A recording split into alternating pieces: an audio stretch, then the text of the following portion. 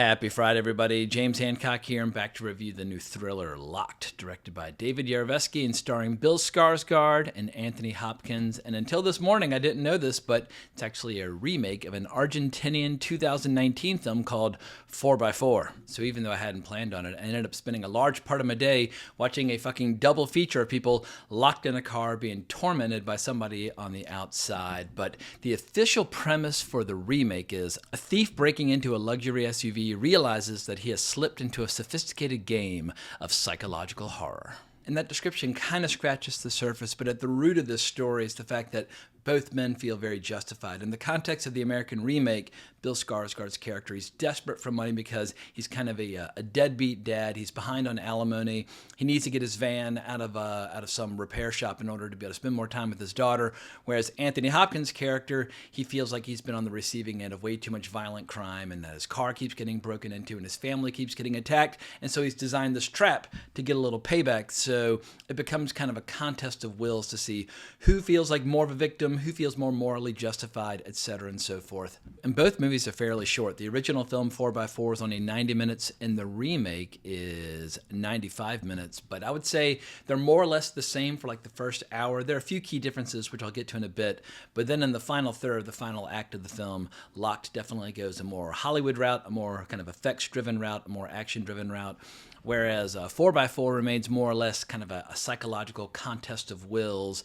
And I'm not going to claim that I'm some huge, massive fan of 4x4 because I just saw it this morning for the first time, but I would argue that 4x4 is a little more edgy, a little bit more intense, and perhaps leaves a longer psychological impact on the audience member because it's relying upon a very different source of drama in the final third, whereas the new movie is all about like thrills, chills, more action-driven spectacle. But if I'm going to be blunt about Locked, I would say it's a perfectly adequate thriller, it's a perfectly watchable thriller, but I don't know if people need to rush out and spend their hard-earned money on Locked unless they're just a massive Bill Skarsgård fan or a massive Anthony Hopkins fan, because this is actually a weird, overcrowded weekend when it comes to new releases. We have the sci-fi movie The Assessment. We have the bodybuilding drama Magazine Dreams, which I saw yesterday. We have Alto Nights, the gangster movie with Robert De Niro. And we have Snow White, and obviously we have Locked. And so it's funny, usually people are complaining about too few new releases and that the theaters need more product. This weekend we have the reverse problem, where there are too many movies to see, none of which I was that fired up to see. But I am glad that I saw Magazine Dreams. And I guess I'm glad I saw Locked to an extent because at least it gives me a chance to talk about remakes of movies that have only come out in the last couple years, because the original film 4x4 came out in 2019. I should acknowledge I have a bit of a mean streak when it comes to English language remakes of foreign films that have come out in recent years. I mean, a perfect example would be last year when Blumhouse made Speak No Evil, a remake of a movie that had come out only 2 years prior, and half of that original movie was already in English, and yet they decided to make an English language remake where they completely changed the second half, and they basically took all the horror out of the equation and turned it into just some stupid girl boss action movie. And so there are a lot of examples of English language remakes which kind of turn me against the format. However, I'm not totally opposed to the idea of remakes because in the 1980s, as a kid, I saw a lot of sci-fi and horror remakes of movies that had come out decades prior that were fantastic. Like the unholy trinity of great horror remakes in the 1980s would be The Fly, The Blob, and The Thing. And we'd also had The Invasion of the Body Snatchers in the late 70s. Those are all remakes that I absolutely love and adore. So I'm not completely, totally opposed to the idea of remakes. And also, speaking of Bill Skarsgård, he was in Nosferatu not so long ago, which was a fantastic remake of a movie that had already been remade 50 years after the original films. So it just shows how they're all execution dependent. And if you can find a really good reason as to why you need to make a remake, by all means do so. And I can totally sympathize with Bill Skarsgård taking the gig, although I must say that Bill Skarsgård is running the risk of being overexposed at this point because in the last 12 months, I've seen him in 4 new releases. I saw him in Boy Kills World, which was disappointing, saw him in The Crow, which was dreadful, saw him in Nosferatu, which kicked butt, and now I've seen him in Locked, where I'd say he's okay, the movie's okay, but I mean, I know actors like to work. I know actors need to pay their bills, but it's almost like he owes somebody money or somebody like has like some dirt on him and they're blackmailing him. Bill Skarsgård should probably be a little bit more selective with his projects, a little bit like his father Stellan Skarsgård, who is much more selective and has an incredible reputation. Because as far as what this role demands of Bill Skarsgård in this movie, it's mostly a lot of like screaming in rage as he's trying to break the windows of this trap that he's in, or, you know, like dying of thirst or dying of hunger. But it's a lot of just kind of like pure raw emotion.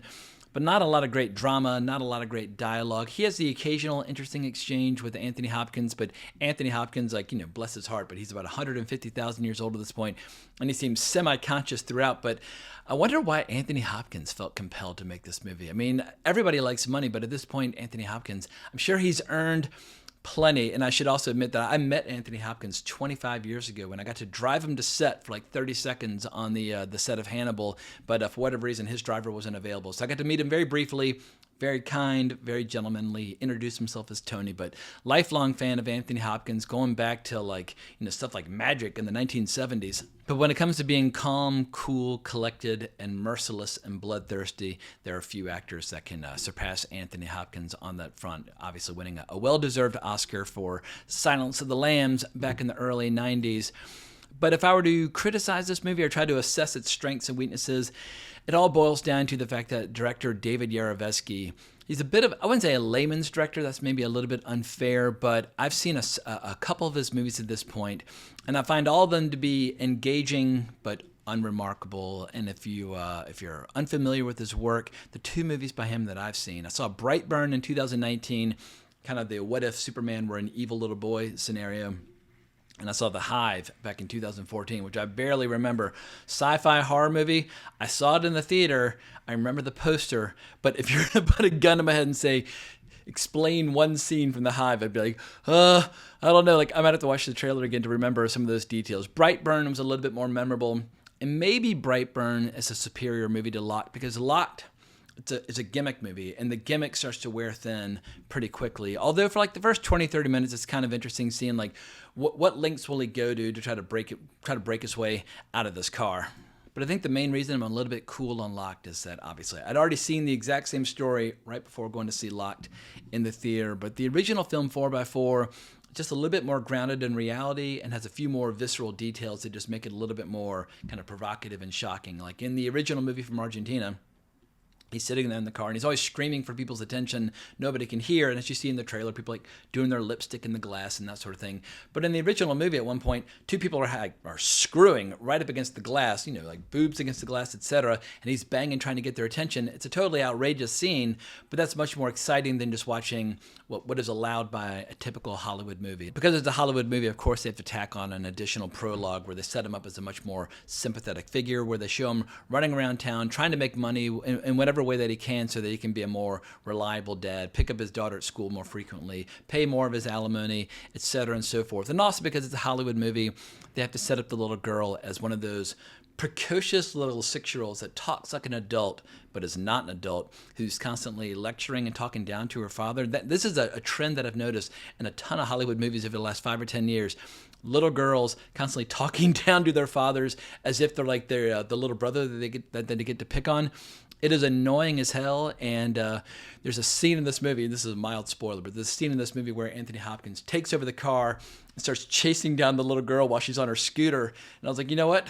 If he runs her over, I will start laughing because she's been so fucking annoying. And so I have no objection to children being in movies, but it's a very big challenge for writers to write children convincingly and make them interesting. But you watch a movie like Stand By Me, it's it's in the Hall of Fame. It's one of the best movies ever written when it comes to depicting children and the way they speak to one another.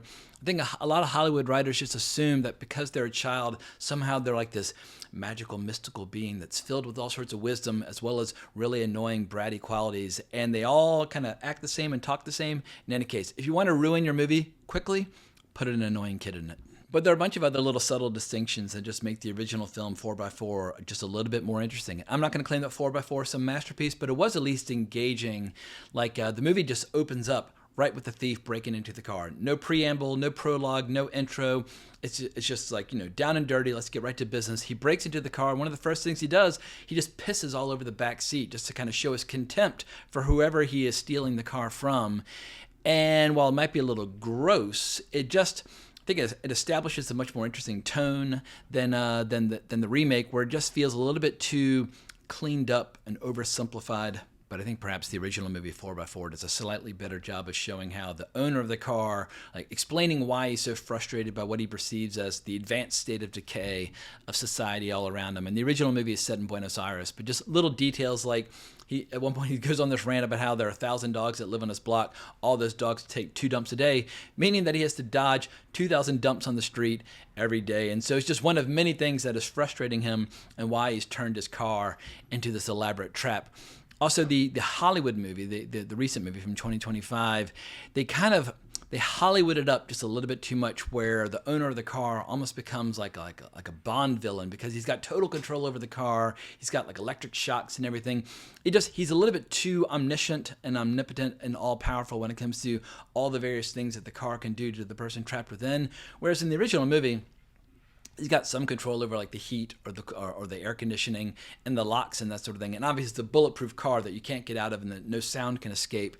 But perhaps they made the new movie just a little bit too high tech, a little bit too sophisticated, where it starts to lose, like, because there's so much social commentary embedded in the story, it starts to lose some of that social commentary, or it becomes less impactful as the action or sci-fi tropes of the movie start to veer into the realm of the unreal.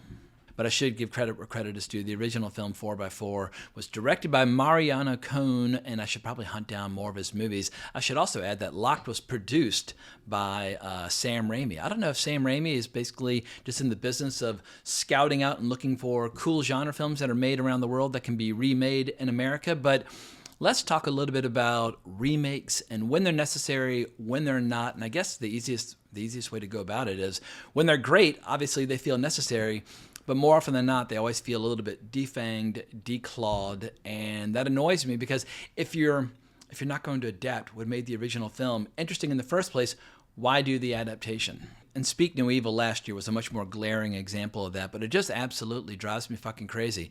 However, sometimes remakes are absolutely justified, even if the movie being remade is totally brand new. Like the Hall of Fame best possible example would be Akira Kurosawa making Yojimbo, and then like only a year or two later, Sergio Leone turning it into A Fistful of Dollars. And if you like samurai movies or Ronin movies, you know, Yojimbo kicks much ass and is well worth rewatching over and over and over again. And if you like spaghetti westerns, Jesus Christ, A Fistful of Dollars, it's in the Hall of Fame. I love both movies dearly, and that was an English language remake of a Japanese movie shortly thereafter.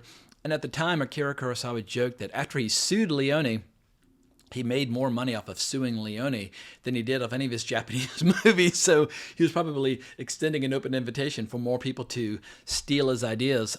But some other remakes that I really like would be like Brian De Palma's Scarface, where he remade the original film by Howard Hawks, but he took Italian gangsters in Chicago and turned them into Cuban gangsters in Miami. So he changed the setting, he changed the style, he changed the look, and he switched from booze and guns to cocaine. And anyway, I love the original Scarface. I love the remake of Scarface. I'm sure at some point somebody will try to remake Brian De Palma's remake. I think they should just leave it alone. But when you go above and beyond the Call of Duty and make a remake that's like, it feels stylistically unique and has its own reason for being. Like, a lot of people don't even know that Scarface is based on yet another movie. Or one of my little brothers recently was talking about how he just discovered The Thing in college, and I was like, yeah, it was one of the best remakes ever made. He's like, what do you mean? I was like, yeah, it was originally The Thing from Another World from the early 50s. John Carpenter grew up on it. He's like, whoa, I didn't even know. But yeah, when a remake is so good, people don't even know that it's based on pre-existing material, then you're probably doing something right.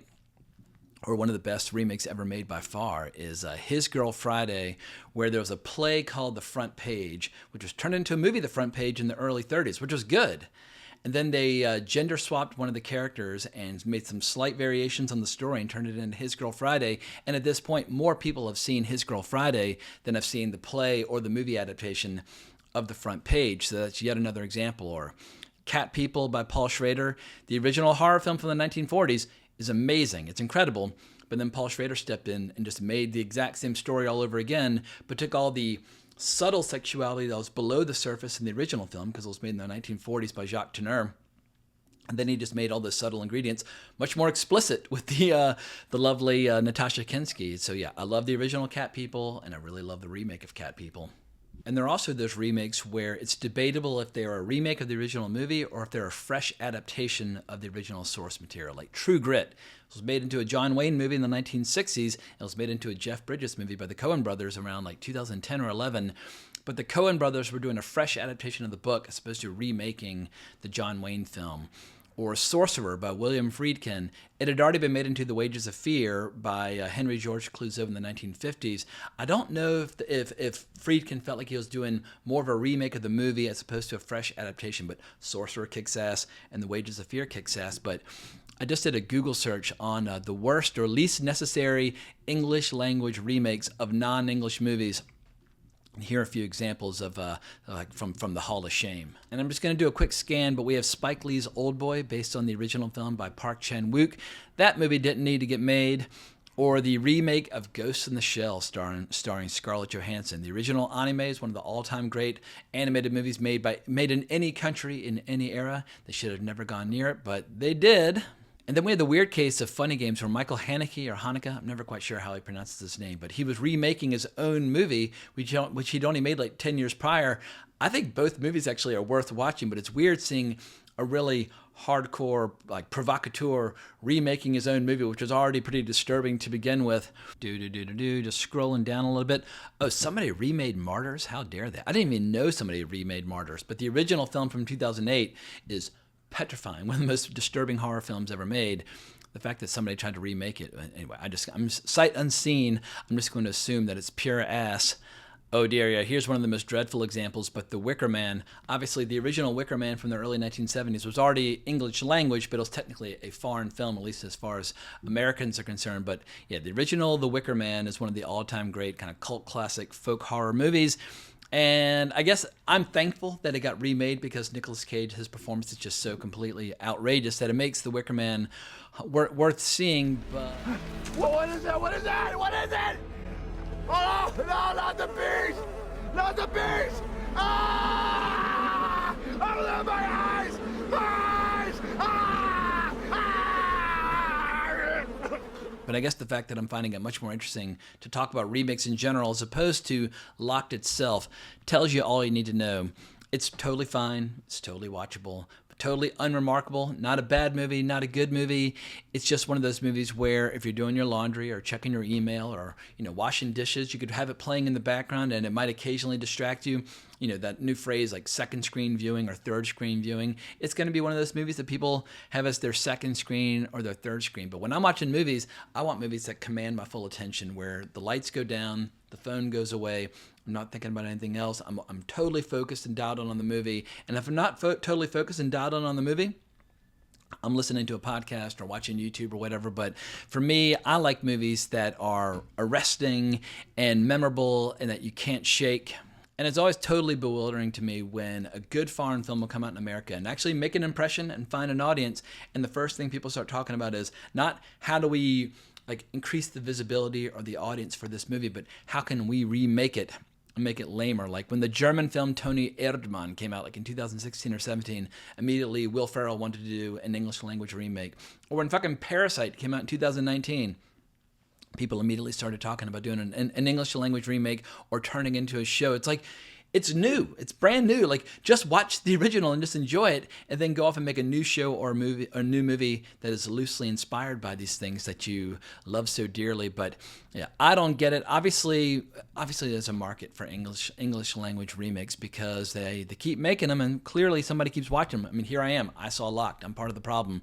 But in my defense, I was planning on seeing Locked anyway, and then when I was doing my kind of preliminary research before going to see the movie, I was like, oh shit, this was originally a movie called 4x4 made in Argentina in 2019. I better see this as well. But long story short, I don't think this movie is going to make much of a lingering, lasting impression. And perhaps the original star, Glenn Powell, made the right call by bailing on it. Originally it was going to be Glenn Powell. He stepped out. Bill Skarsgård stepped in. Maybe Glenn Powell stepped out in order to focus on The Running Man with director Edgar Wright. I'm much more excited about The Running Man from director Edgar Wright than I am about Locked. I mean, Locked, once again, it's just a movie that passes the time. It's one of those movies that you fall asleep to when you're flying on a plane. But I don't think it's going to accumulate any massive fans. And this time next week, I think most people will be like, wait, Locked? That came out? What happened to Locked? I think it's going to vanish. as quickly as it arrived. But let me know what you think about just the concept of remakes in general, English language remakes of recent foreign films, and or remakes of movies that came out many, many decades prior. Perhaps I'm a little bit too hard-nosed on the subject, but as I acknowledged in this video, there are plenty of great remakes, but I feel like if you're going to do a remake, you got to make it such a compelling case for why this movie needs to exist. And if you make a movie like Brian De Palma's Scarface, great, more power to you. It's one of the coolest fucking movies ever made, but I find that most English language remakes just feel cowardly and lack the courage of their convictions and typically abandon all the qualities that made the story interesting in the first place. But I hope everybody has a great weekend. Remember to like, subscribe, hit the notification bell, yada, yada, yada. I'll be back either tomorrow or Sunday for some box office breakdowns for Snow White, which I look forward to getting into. But I hope everybody has a great weekend. But more importantly, as always, onwards and upwards.